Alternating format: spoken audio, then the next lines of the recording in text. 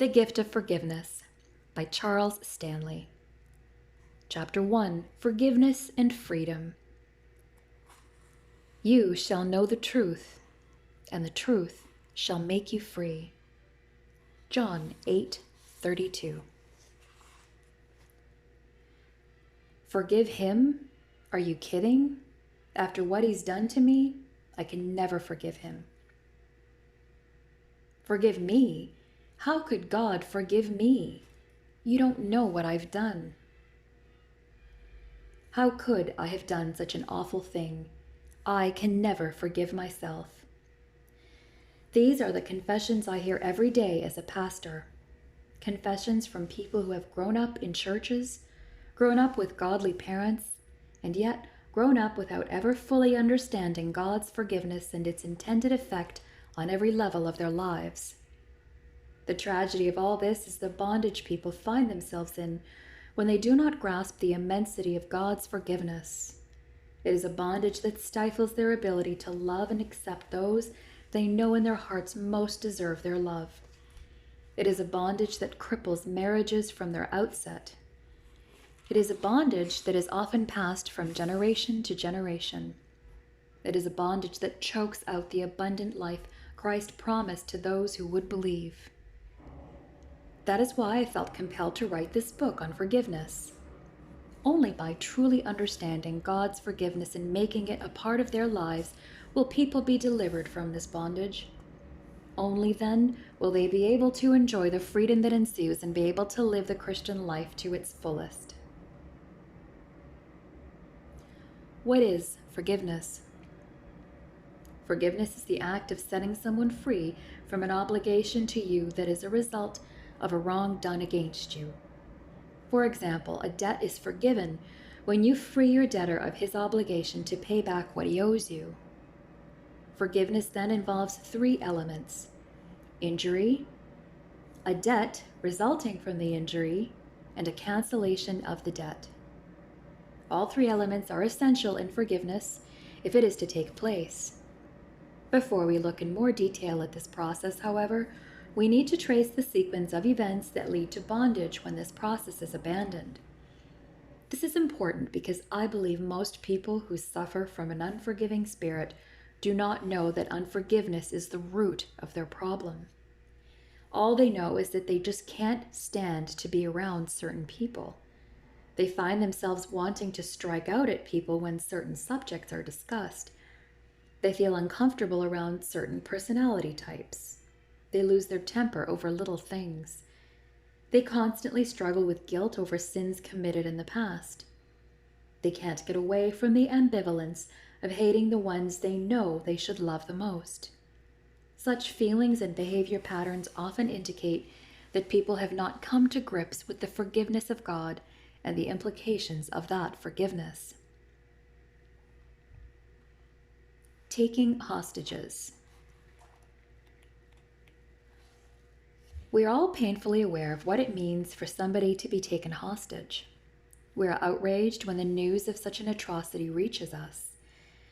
And yet, when we refuse to forgive others, or ourselves for that matter, there is a sense in which we hold them hostage. Let me explain. When a person is taken hostage on the international scene, the abductors usually want something. It may be money, weapons, or the release of prisoners. The message they send in essence is, if you give us what we want, we will give you back what we have taken. There's always some type of condition, a ransom of some sort. When individuals refuse to forgive others for a wrong done to them, they are saying the same thing. But instead of holding people hostage until they get their demands, they withhold love, acceptance, respect, service, kindness, patience, or whatever the others value. The message they send is this: until I feel you have repaid me for the wrong done to me, you will not have my acceptance. If we go back to our definition, we can see that the element missing from this scenario is cancellation of the debt. Persons who refuse to forgive refuse to cancel the debt. The real loser. A person who has an unforgiving spirit is always the real loser, much more so than the one against whom the grudge is held. This is easy to see when we take a closer look at the things most people withhold from those they feel have wronged them. Unforgiveness, by its very nature, prevents individuals from following through on many of the specifics of the Christian life and practically necessitates that they walk by the flesh rather than by the Spirit. Think about your own experience for a moment. Think back to the last time someone really hurt you or wronged you or took something that belonged to you, whether it was a possession or an opportunity. Immediately following the incident, did you feel like running out and doing something kind for the person? Or did you feel like retaliating? Did you consider responding in gentleness? Or did you think about letting loose with some well-chosen words? Did you feel like giving in and accepting the situation? Or did you feel like fighting for your rights? If you were honest, you probably identified more with the latter option in each case. These are the normal responses of being hurt or taken advantage of. But think of these responses in light of what Paul says, and you will begin to understand why an improper response to injury automatically impairs a person's walk with God. But the fruit of the Spirit is love, joy, peace, patience, kindness, goodness, faithfulness, gentleness, self-control. Against such things there is no law. If we live by the Spirit, let us also walk by the Spirit. Please see the book of Galatians, chapter 5, verses 22, 23, and 25. In a broad sense, Paul's list here includes all the things we naturally want to hold hostage from the people who've hurt us. We rarely want to give our love to individuals who've hurt us. We certainly have no joy or peace when others have injured us in some way. We are not generally patient with or kind to people who have wronged us. We could go right down the list. Paul accurately describes the responses of the unforgiving person. Now the deeds of the flesh are evident, which are enmities, strife, jealousy, outbursts of anger, disputes, dissensions, factions, envying, and things like these, of which I forewarn you, just as I have forewarned you, that those who practice such things shall not inherit the kingdom of God. Galatians chapter 5, verses 19 through 21. An unforgiving spirit prevents a person from being able to walk consistently in the Spirit. The only choice is to walk according to the flesh. The consequences of such a life are devastating, and Paul discusses what will happen. Do not be deceived. God is not mocked. For whatever a man sows, this he will also reap. For the one who sows to his own flesh shall from the flesh reap corruption, but the one who sows to the Spirit shall from the Spirit reap eternal life. See Galatians chapter 6, verses 7 and 8. The corruption Paul mentions has nothing to do with hell. He is talking about the consequences on this earth. If a person, believer or non-believer, makes decisions according to the impulses and desires of the flesh, the result will always be corruption, a wrecked and ruined life.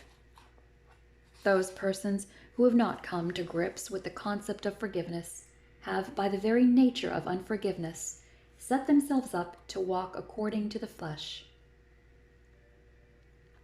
When that happens, they are losers every time. By withholding patience, kindness, gentleness, self-control, and the rest, the individual is held hostage by the flesh and thus is the ultimate loser. A consuming corruption. The destructive nature of an unforgiving spirit is such that it is not limited to one relationship. Resentment and other negative feelings spill over into other relationships. This is the second reason a person with an unforgiving spirit loses out in life. Unfortunately, people are rarely aware when hostility from one relationship affects their ability to get along with others. So they try unsuccessfully to work out their differences with others, never recognizing the real source of their problem. Once they tire of trying to change, they excuse their insensitivity as part of their personality and expect people to work around them, emotionally speaking. They develop a take me or leave me, but don't try to change me attitude. And in the process, they hurt people they love the most. I see this spill over most often in marital relationships. When a husband and wife come in for marriage counseling, I begin by asking about their relationships with their parents. Almost without fail, one of them feels some bitterness or resentment toward a parent or parents. Sometimes both of them have these feelings. Oftentimes, the root of their marriage problems is found in some hostility they've been hauling around, sometimes since childhood. In almost every case, the counselees have a legitimate complaint. They have really been wronged by their parents, but their inability or unwillingness to forgive ends up hurting them, not their parents. The rejection connection. The third reason a person with an unforgiving spirit loses out in life is closely tied to the other reasons we've just discussed. When a person is wronged in some way, whether in marriage, business, friendship, or some other relationship, rejection occurs.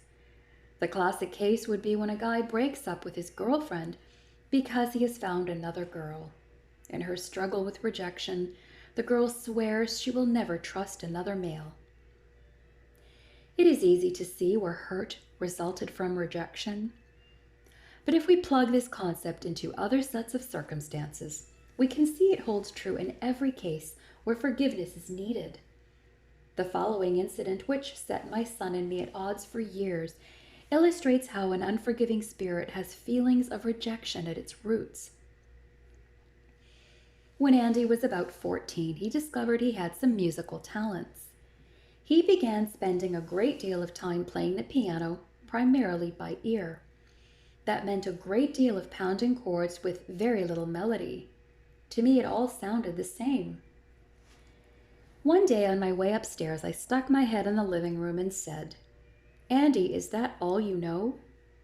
To my uninformed ear, it sounded as if he'd been playing the same song for hours. He immediately stopped playing, and he never played for me again. He would wait until my wife and I would leave the house, and then he would spend hours practicing and practicing. I began hearing from others what a fine pianist Andy was, but I never heard another sound from the piano in the living room. Some years later, when Andy was in his 20s, our conversation turned toward his music.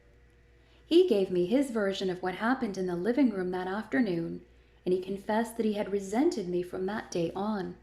Why? It really wasn't a big deal to me. I didn't mean anything serious by what I said. But to Andy as a teenager, what I communicated was this: I do not accept you or your music. He was too young to understand that my comment was directed at his music, not at him as my son. And I was too insensitive to understand that the budding young artist saw little distinction between his work and his personhood. And so I crushed him, and he held it against me. By Andy's own admission, the resentment he held in his heart toward me spilled over into other relationships in his life, primarily those having to do with authority. What I want you to understand is that the cause of this resentment was perceived rejection. I say perceived because I did not intend to reject him. His response, however, was the same as if it had been intentional. Lost and found. After years of listening to people recount how they have been hurt and mistreated by parents, spouses, kids, employers, and even pastors, I am convinced that the beginning of each story is an experience that has been interpreted as rejection. As the rejection evolves into an unforgiving spirit, and eventually into bitterness, it takes a terrible toll. The person is left with a deep sense of emptiness, an inner sense that something is missing. Consequently, the individual seeks to regain what has been lost, and almost always in the context of relationships that are unrelated. Let me give an example to illustrate my point. A counselor I now know told me the following story. He said a father brought his daughter in for counseling after the father learned she'd recently had an abortion. As the father began conveying his concern about the spiritual welfare of his daughter, it became apparent to my friend that the girl deeply resented her father. It was also clear that the daughter felt no remorse about what she had done, and she frankly did not want to be there. She paid no attention to anything being said until the counselor began to explain the usual sequence of events that leads a young girl to become sexually active. Then he described what a father-daughter relationship should be like, how a father should spend time with his daughter, how he should show her proper affection and praise her for her character and accomplishments. He explained that when a father loves his daughter, she doesn't feel compelled to look for love the way his daughter had.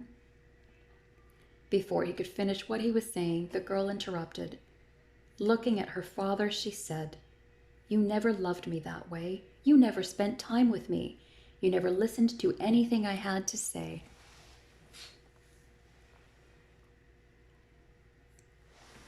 Then, to the shock of my friend, she turned to him and said, "I've never had love the way you described it, but I'm willing to give anything to get it." As she spoke, she slowly slid her skirt up several inches. An extreme example, maybe, but not unrealistic. Some people will go to almost any extreme to find what they have lost through intentional or unintentional rejection. People harboring unresolved resentment can feel driven to explore all kinds of avenues, usually ones that are not in keeping with the Christian life. The waiting game. There is a fourth reason an unforgiving spirit can devastate a life. Since the person with the unforgiving spirit is usually waiting for the other person to make restitution, a great deal of time may go by. During this time, fleshly patterns of behavior and incorrect thought processes develop. As I mentioned before, other relationships are damaged. Even after an unforgiving spirit is corrected, the side effects can take years to deal with, especially in the area of relationships. The irony of the situation is this: by refusing to forgive and by waiting for restitution to be made, individuals allow their personal growth and development to hinge on the decision of others they dislike to begin with. They allow themselves to be held hostage. They say, if he apologizes, if she comes back to me, if he rehires me, if they invite me. They play the game of waiting for others to make the first move. In the meantime, they allow an unforgiving spirit to weave its way into the total fabric of their lives. Another ironic element is that sometimes the person who has done the wrong has no idea anything is wrong. A senior in the high school department of our church had a good relationship with my son, who was serving as youth pastor at the time. And he began to notice that Kim was not as friendly as she had been, and that she became less and less involved in the youth department. He would make a point to speak to her, but his kindness was rarely returned. After several months went by, he took the youths skiing. So it happened that late one evening on the skiing trip, Kim approached Andy and said she needed to talk. She began by apologizing for her attitude. She admitted she had been hurt by Andy, and she had been holding something he said to her against him for some time. Then she asked him if he knew what he had said that hurt her so badly. Andy thought and thought, but came up with nothing. She looked surprised, reprimanded him for his insensitivity, and said, "Several months ago, I spoke to you in Sunday school and told you our family had just bought a new pet." Andy still drew a blank. She continued, "You asked me what we got, and I told you it was a bird. Do you remember what you said then?" At that point, Andy remembered the conversation as well as his response to the news that her family had acquired a bird. "Yes," he said, "I do remember. I told you birds were messy and asked why you didn't get something more useful like a dog." Andy immediately apologized, and his friendship with Kim was restored. Unfortunately, months were wasted because she wouldn't deal with her hurt, and he did not know he had done anything wrong. A great deal of the hurt and rejection we face is unintentional. The seeming lack of concern on the part of those who hurt us is often not an attempt on their part to be insensitive. Some choose to lose. From what we've examined in this chapter, I hope you clearly understand this. A person who harbors unforgiveness always loses. Regardless of how wrong the other person may have been, refusing to forgive means reaping corruption in life. And that corruption begins in one relationship, including the relationship with God, and works its way into all the rest. Holding on to hurt is like grabbing a rattlesnake by the tail. You are going to be bitten. As the poison of bitterness works its way through the many facets of your personality, death will occur. Death that is more far-reaching than your physical death, for it has the potential to destroy those around you as well. Making the plunge. Have you been hurt? Has somebody somewhere in your past rejected you in such a way that you still hurt when you think about it? Do you become critical of people in your past the minute their names are mentioned? Do you leave home as a child or a college student with great relief that you were leaving, swearing you would never return? Have you worked hard all your life not to become like your parents? Are there people in your past upon whom you would enjoy taking revenge? Have you made a pastime out of scheming about how you could get back at them or embarrass them publicly? Were you abused as a child, maybe even molested? Did you suffer through your parents' divorce as a child? Were your parents taken from you when you were very young? Were you forced by circumstances to pursue a different career from the one you originally wanted to pursue? Were you unable to attend the school of your choice because of financial reasons? Were you pushed out of a job opportunity by a greedy friend? Were you promised things by your employer that never came about? If you answer yes to any of these questions, you may be on the brink of being set free from a bondage that you did not even know was keeping you a victim. You may be about to understand for the first time why you act the way you do in certain circumstances and why you cannot seem to control your temper. You may be on the verge of receiving the God-given insight you need to restore your war-torn home, this time for good.